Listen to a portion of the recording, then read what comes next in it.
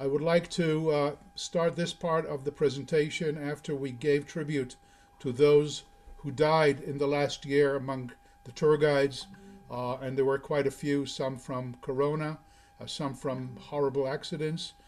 They will be with us for a long time, and we are starting with Alושקה ריצ'י from South Africa, where you are in the midst of summer. Alושקה is the president of the World Federation of the Tour Guide Association, which is the largest federation of tour guides in the world.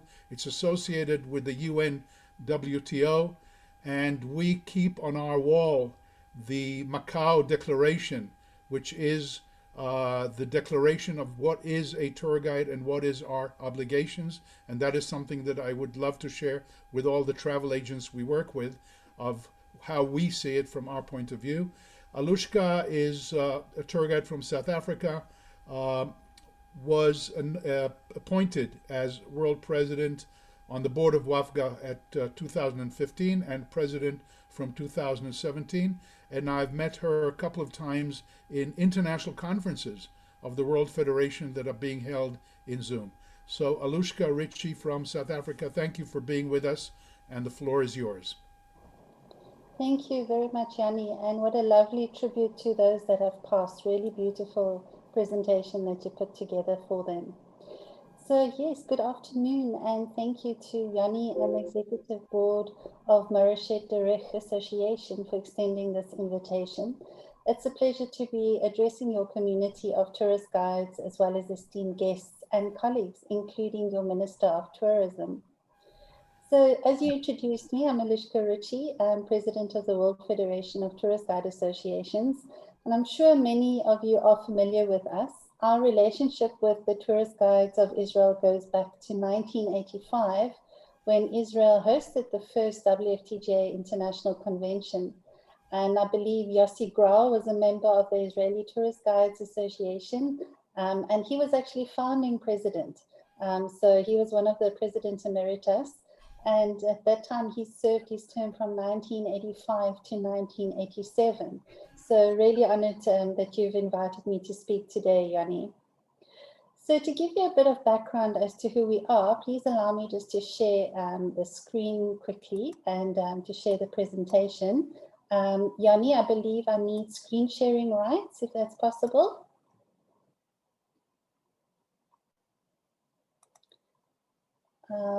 I have emailed the presentation. Oh, there we go. Okay, great. So let me put that on. There we go, and off we go. So just a very short presentation, and then I'll switch it back off again. That's just my contact details if anybody would like to know.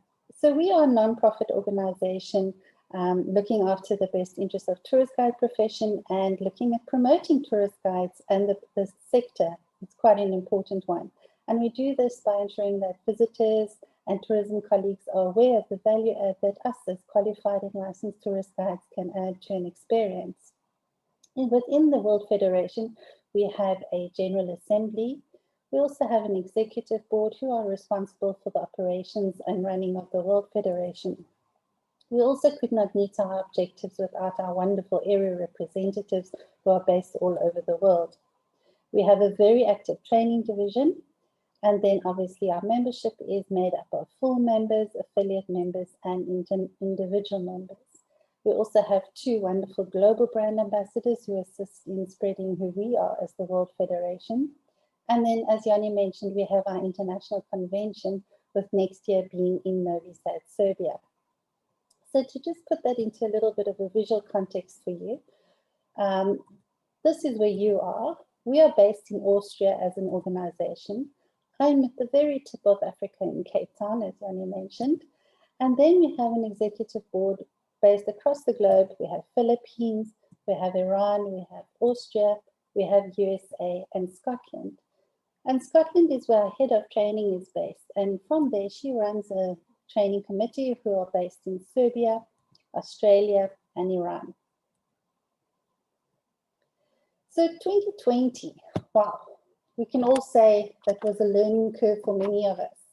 And it really was. it presented us with words we were not used to hearing, like Zoom and protocols and virtual. And it gave us a very different understanding of what our profession was facing, and not only in 2020, but in the coming years in 2021 as well. So we have to reevaluate in 2020, moving into this year, who we are as tourist guides and how we move forward. And I'll end off with touching on the 2021 trends and how they speak to us as tourist guides. But for now, it's important for us to understand as a tourist guide that I would like to break it down for you and what we represent within the industry. So tourism really presented us with an unprecedented crisis. You know, who we are and who we're going to be is really something we still need to address. But we saw headlines such as, will tourist guides exist after the coronavirus? And will the tourist guiding industry continue? So this really made us rethink the profession. We did see opportunities come up as well. Collaboration was an important one, where we had partnerships with destinations, tourism bodies, tour operators, and cities. And this is really important moving into 2021 already. We've seen our association members who have had these collaborations form really become success stories. And even more so this year, we will see that appear. The 2020 year, we've all heard the word unprecedented. You know, how has this year created an environment for us to sort of forge our paths in the future?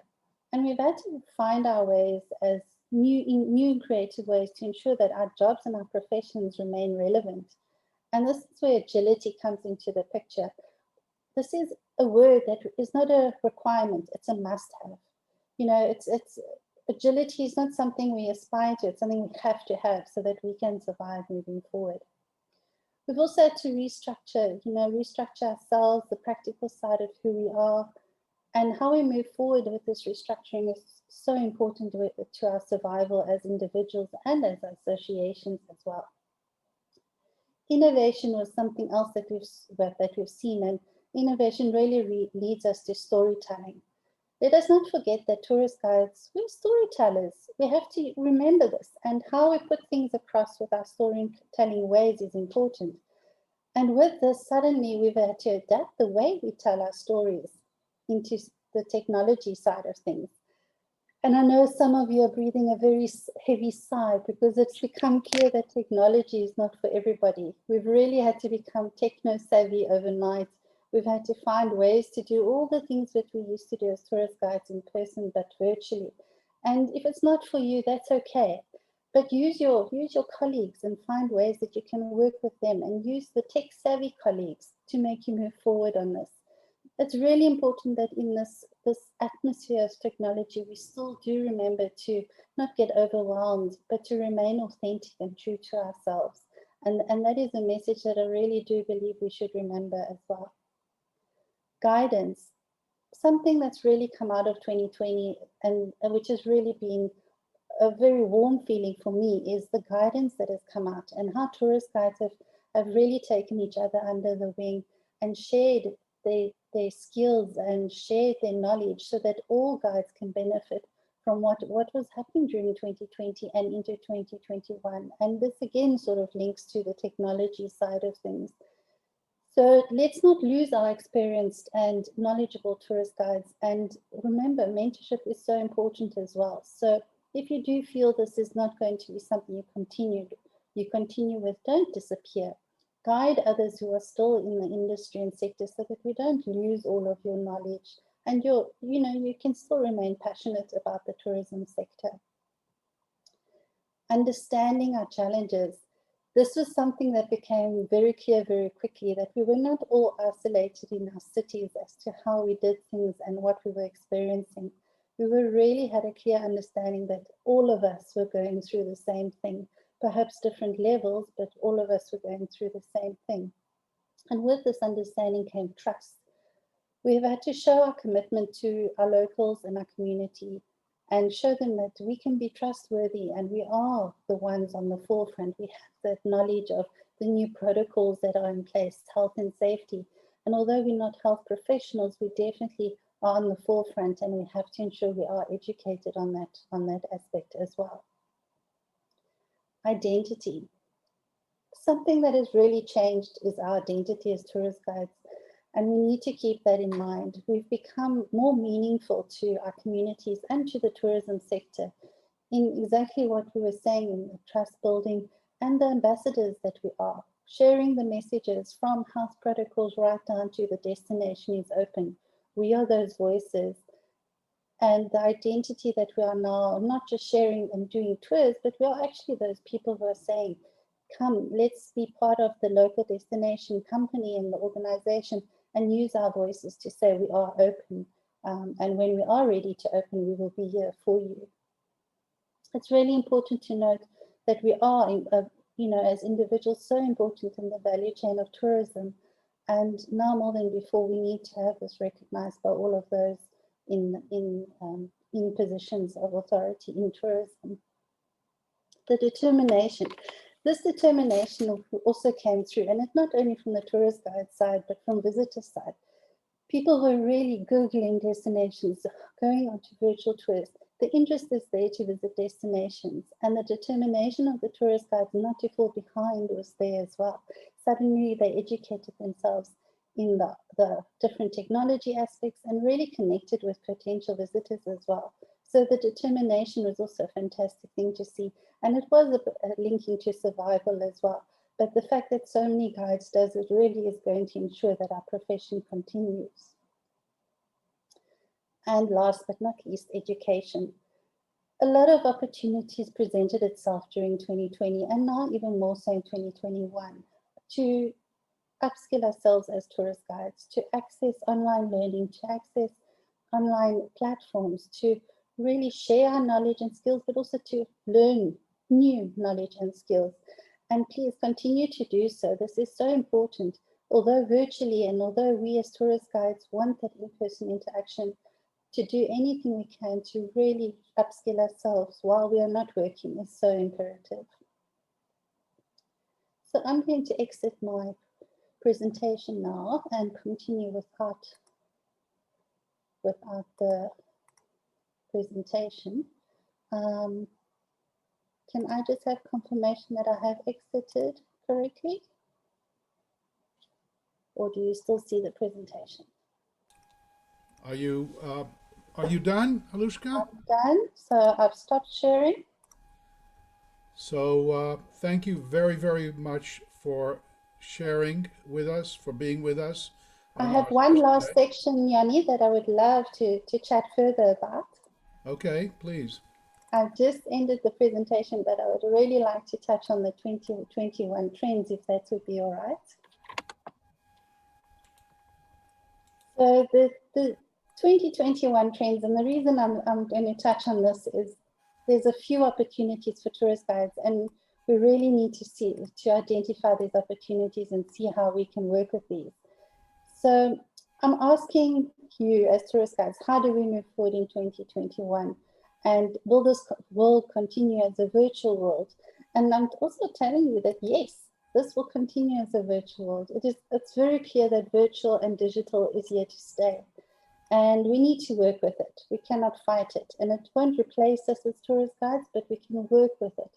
We have uniqueness, we have capabilities, and we can stick out from the crowds when we use these opportunities that are presenting themselves. So we need to see, how do we adapt to the future of tourism as tourist guides? So with that, we must remember, not only are the needs and the demands of the travelers changing, but the tour operators and those that employ us, their needs are changing, and are we ready for it? What do we have to change, and how do we prepare for this? Well, consider a future in travel where you will now be required to capture and monitor the health of your guests at the start of the tour. Sometimes we already have to do this, but now more so than before, it will be compulsory. And us as tourist guides form part of that chain of the tourism under the tour operator that could be held liable if we don't report any ill passengers and if we don't follow the best practice that the tour operator has implemented. We really need to consider, how do we manage this as tourist guides, and are we ready for this? We also have to adapt to a contactless way of guiding. And this is going to be the future. How do we do certain things where we are used to letting our guests touch things, taste things? We need to make sure we are ready for a contactless way of guiding, and this is also important. We are now the safety ambassadors of destinations and sites as well. Have we adapted our itineraries and our programs to meet this? So how will future travel trends also affect us moving forward? Travel will look different. The way physical distant traveling will affect us.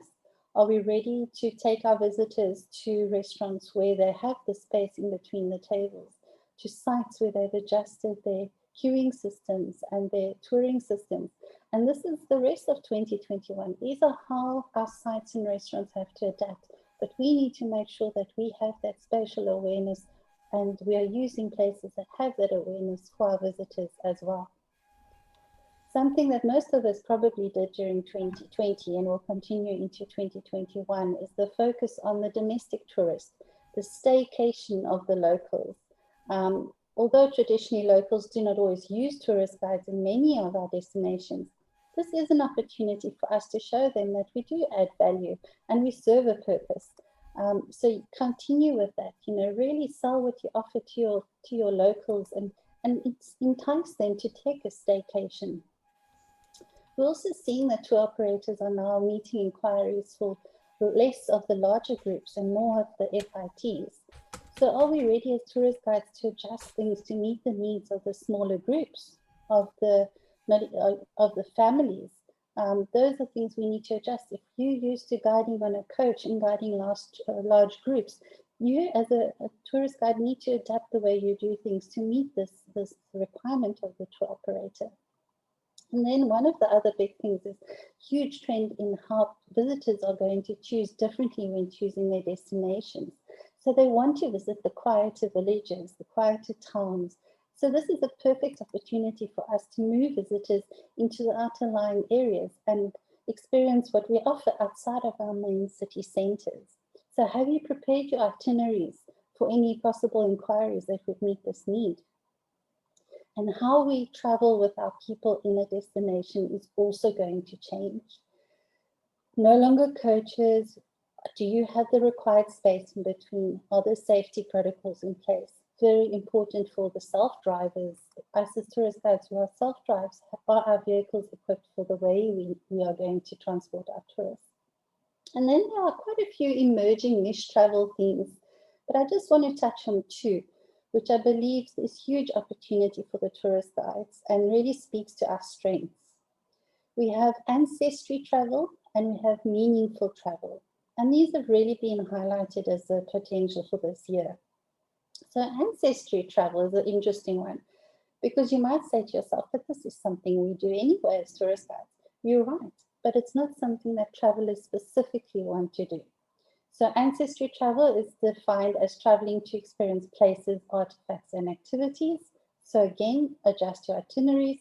And then meaningful travel. Travelers want to travel slow, and this is part of the niche tourism. So going to communities and doing volunteer work. So ladies and gentlemen, optimism comes from those you surround yourself. And as a tourist guide, we really do work in a dynamic sector. I encourage you to support one another, work together, and stand by one another throughout 2021. So thank you to Yanni, and on behalf of the WFTGA Executive Board, we wish you a successful afternoon. Stay safe, stay healthy, and remain passionate. Alושקה, thank you very much for your presentation. Thank you very much for your blessings. You're welcome to stay for the keynote speaker after the minister will be online in just 2 minutes. However, it'll all be in Hebrew. So thank you for the offer, but I will skip. Yeah, but I will definitely put Dr. Ran Keter in touch with you because I think he has important stuff to teach us about the surveys in Europe. So thank you very much. And you could go now to the sunny beaches of Cape Town and enjoy the weather. Unfortunately, not during lockdown, but in the future. Thank you, Yanni, and all the best for your afternoon. Thank you.